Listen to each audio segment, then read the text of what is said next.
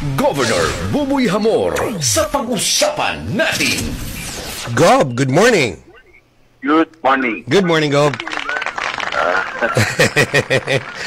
Nagulpi ako, Gob. Ayo, Oo. boses mo. Ayo po. Pero mauli. Mo ba? Okay. Ano po? Virus guy din eh? Dahil ko na napugulan. Nagtulit ka? Garo iyo, Gob? Anyway, alam niyo, Aha. anong nangyayari dito sa Pilipinas? Garo, sa filosofiya ko. Aha. Pag droga, di rin sa pagtulungan. Aha. Pag ano, Gob? Pag sa droga kaso, Yan. Oh. Diri? di rin dapat pagtulungan. I see. Oh. Di bali nakagadang ka. Oo. Pag sa droga. Sa droga, ining kay kaso ni Mary Jane Biloso. 26 anyos na akong nagpupoder. Oo. Dahil ko nung katitulungan pag-gungol ko sa droga. Pag mga drug-related cases, I see. Yes. Oo. Saka yung rape. Iyo. Patumadong na sa mga Iyo mananggad, Gob. Oo, tama. pero sa direksyon na tama. I see. Ini pong kaso ni Mary Jane Biloso. Di ba rin, ang mga nakakulong dito sa Pilipinas, Oo. makusog ulo ng bote. Iyo, sa bagay. Oo. Tama. Sala na ito. Tama. Sala na ito. Pag sa droga, tawadon. Iyo po.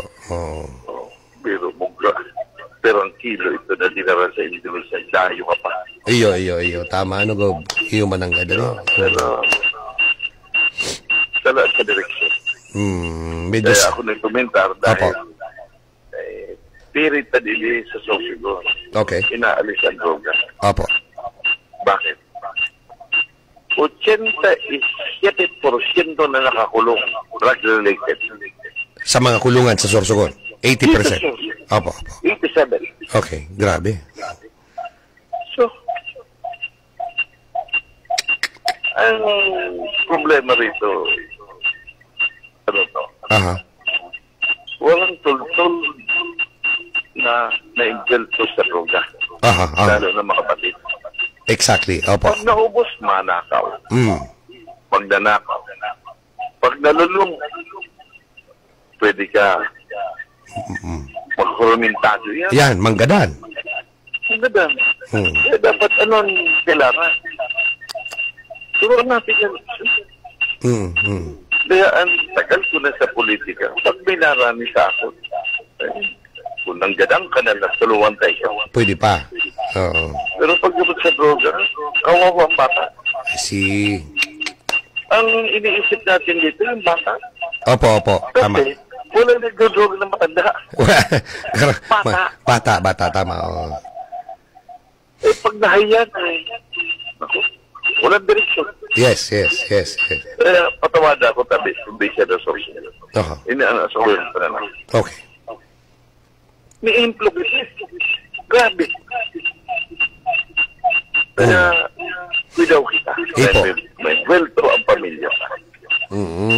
Kaya ako nag-react. Yes. Nagdiriwang ang buong Pilipinas sa sala. Oo. Sa bagay. Oo nga naman. May punto ka, Gob. Na mga politiko nagtuwa. Ngayagon. Oo. Paano ang mga Pilipino na na-involve malihan? Oo. Sabi, biktima daw. Eh, Opo. paano man yun naging biktima rin na Pilipino? Paluwasa daw, Aber. Dahil man, siya nagbitbit eh. Sala ang timbangan. Oo. Siya nagbitbit dahil man siya naggamit, di ba? Siya nagdala. Oo. Oo. Paano yun ang mga nagbitbit man din eh? Ayun. Parehas kayo din na nandang sa Matnog. Oo. May puturo, guwapito. 19 anyos. Binutang sa chest ng sira. Nasa ibabaw, panga. Ng tuna. Oh. Hindi niya, alam ko na bitbit niya, pinaglalala sa iyo. Dapat gano'n ang tratasyon din. Opo. Nasa na ngayon. Di ba nakakulong? Nako. Kawawa. Yes. Kaya dapat, Kung ano hinimo mo sa isa, ganun din gawin. Yeah. Sige, para siya mga kaso, sige, palabasin mo nga. Tama. Namumuntulan ako. Yes. Kasi lirik ko, uyon ang mga anunsyo sa nasyonal. Nalina Pabirida. Iguho kayo dito sa Pilipinas, paluwasan daw niyo. Dakulon, no. Ay, grabe. Dakulon. RA 9165 yata yan. Kasi kung parating natin pa iiralin ng ganyan, walang kapinawan mundo. Yeah. Patawadin tabi niya ako sa kuya. Opo. Reaksyon. Well understood. Lirik ko yun. Dahil nagbabakulog ako sa mga kapatid natin. Yes. Para sa futuro, sa probinsya ng Sorsogon. Tama. Salamat natin. May point po. Yan po, narinig nyo si Governor Boboy Amor sa kanyang reaksyon, sa kanyang komentaryo tungkol dun sa issue ng droga. Yan, no? Talagang matindi ang pagduo ni Gob sa he's basically against drugs and drug abuse, especially kung ang mga biktima ang bata. No? Gob, that's well understood, and thank you very much for your reaction. Maraming salamat po. Governor Boboy Amor. Governor Buboy Hamor sa pag-usapan natin.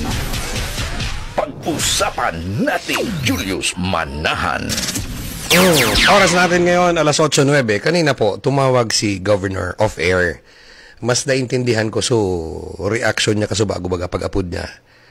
Nabaldi talaga si Gob kang, mga pangyayari sa Pilipinas tungkol sa droga. Sanabi niya na nga na 80% or 87% more or less ng mga kaso sa Sorsogon na nakakulong drug-related. Alright. So, pigkumparar niya sa kaso ni Jane Veloso sa kaso kan Aki na lalaki na nahuli dyan sa Matnog. Itong sa Matnog na aking lalaki, guwapo, mestizo, na nadakupan ng shabu, whatever, droga, na pigsok-sok duman sa payukan mga tuna. Ibig sabihin, regular niyang nagbibit-bit kay to, pero dahil niya aram na droga ang pigdadara niya. In a way. Okay. Sa kaso man ni Jane Veloso, same. Hindi niya alam na droga yon kasi siyempre kung droga yon kakabahan yon. Pero that's it in exchange of a very huge amount, no? Para maipuslit niya dun sa Indonesia.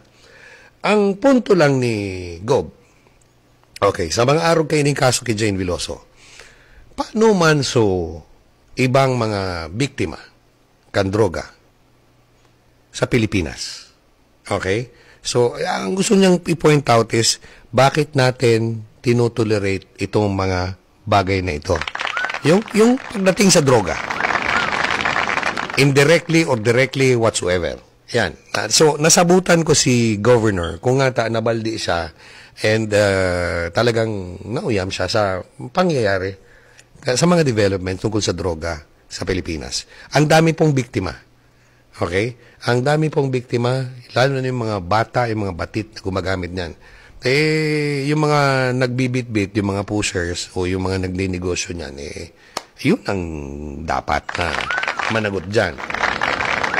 Hindi nyo po na itatanong, totoo yan na sinabi ni Gob, Totoo yan na sinabi ni Gob, no? Hindi lang sa Sorsogon, actually sa buong Pilipinas.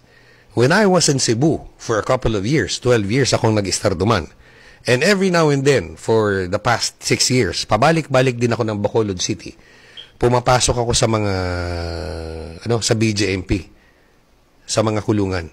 Totoo yan. Totoo yan. Halos, ang iba nga 90% mga kaso dyan drug-related. O konti lang yung mga ibang kaso, murder, etc., etc.